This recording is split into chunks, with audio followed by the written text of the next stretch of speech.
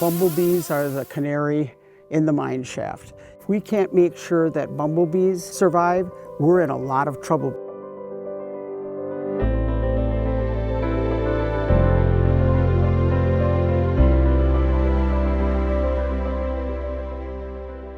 They are part of a whole ecosystem.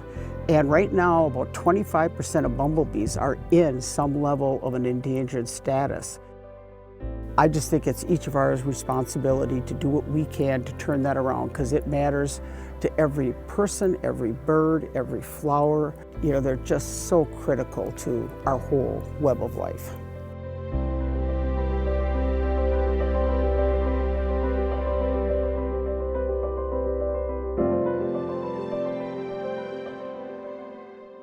I started as a citizen scientist. I started taking photos and submitting them, and I just got more and more involved. I'm retired, and I really have been looking for something to help the environment, and it was perfect. How I got involved with Bumble Bee Brigade was one of the sweet spots of COVID. I was working at a school up in northern Minnesota, and that all got shut down. I came back to here. I grew up in southern Wisconsin. Started getting interested in learning more about what was in my backyard. The world of insects was something that was new to me, and as I was outside, I was noticing things. I had an opportunity to get a training from Susan Carpenter with the Bumble Bee Brigade, the Arboretum. That kind of shot me off on this path. And so for the last 2 or 3 years, I've started noticing more patterns. I started asking more questions and wanting to collect more data, and that has led me to be right here looking for bumblebee nests.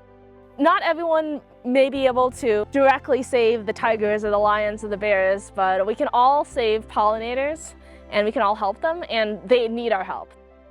Even in your own backyard, we're seeing the impacts of people's plantings, and they're sending in photos, and we're seeing how many bees are using that as habitat.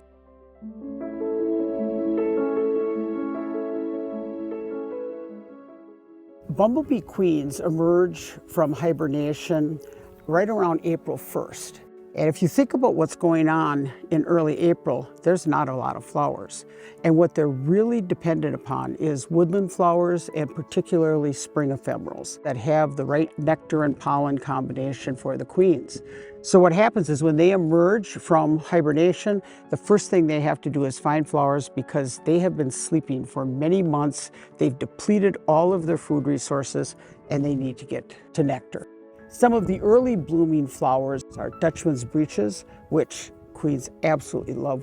We've taken photos of so many different, including rusty patch bumblebees on Dutchman's breeches. Bellwort, Virginia waterleaf is just a wonderful flower. Shooting star, they like Jacob's ladder. They love Virginia bluebells. Berry bushes like ribes, currants, and gooseberries, which are another very early spring woodland bloomer, and fruit trees. So that's the place to look in spring for bumblebees. One way you can help is leave the leaves, because a lot of bumblebees will hide under leaf litter over winter so that they can have somewhere dry and safe to stay for when they emerge in the spring. They often like abandoned rodent burrows. They'll like piles of sticks. Sometimes they'll like piles of rocks. So just having those more natural areas in even just a corner of your yard can really help the bees as well. Something in particular we are looking for are bumblebee nests. Maybe you've seen bumblebees before near the flowers, but where are they bringing that pollen to? Where are the baby bumblebees? Every part of the bumblebee life cycle is important, and so to conserve them, it's really important that we understand as well as protect every part of that cycle. What do you do if you find a bumblebee nest? First thing is, be safe. Bumblebees are very gentle, and we haven't had a problem yet with bumblebees going after people and really hurting them.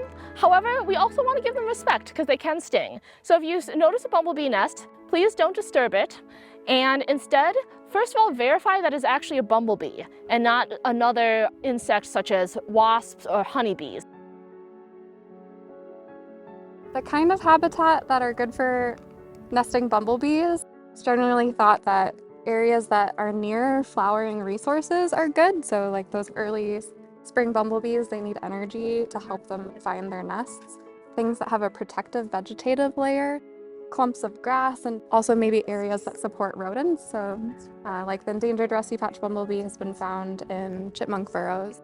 Bumblebees in general can also use more urban areas too. Lots of people will find a bumblebee nest in a bird box or, in a compost pile in their yard. So they can really use lots of different spaces.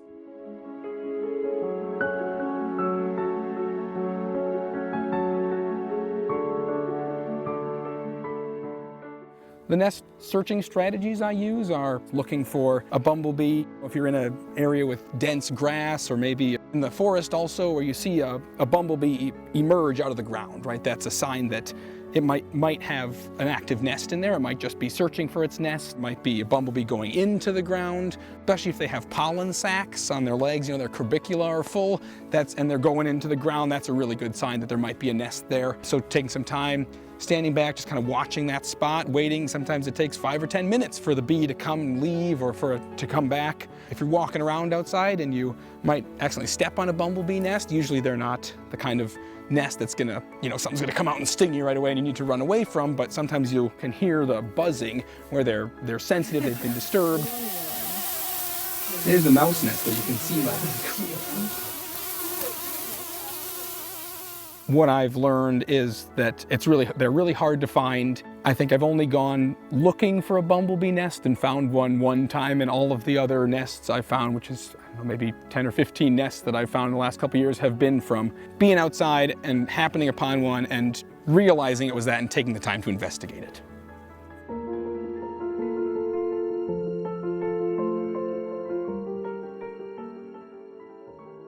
I want to give a special shout out to Randy and the Ho-Chunk Nation for allowing us to survey this land and share information about the pollinators and how people can help them. This land was originally Ho-Chunk Nation land, and we deeply respect and appreciate their continued partnership. In terms of giving back to the community, I think that engaging with the public is one of the best ways that we can do that, because I think we need to give those opportunities to other people as well. This has been a really wonderful, fun time. The folks who organize this event are so amazing, and it's been great to get to know them better and the work that they're doing. For me, working with the DNR, it's fun because the thing that I get to geek out about my research in bees and flowers and habitat restoration, it's nice that other people also are geeking out about it in a more applied sense. So I can help share the things I'm passionate about and learning with other people who are also excited about it. So one important thing, I think, as we investigate bumblebee ecology and how do different habitats fit together, and how does the way that we manage those habitats affect the species, how do we work together with people to kind of encourage collaboration so we can do the most with this large piece of land, even though individuals maybe only have a small section. And I think that model can go out to anywhere. It can go out to small farms, it can go to small landowners, even in urban areas, right? How does my yard fit in with your yard? Working together and thinking about the big picture, oh, there was a bumblebee, of this land and the long-term future of it.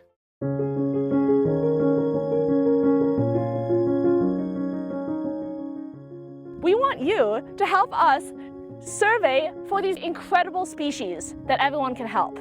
If you check out the Wisconsin Bumble Bee Brigade, you can find out how your photos of bees can help impact the habitat plans that we make to conserve pollinators across this beautiful state. Bumblebees bring so much to my life, pollinators bring so much to my life. Being able to share this world with these incredible species and seeing how everyone can help them and how they can help us, it just makes me happy. They're cool little animals, it makes me happy.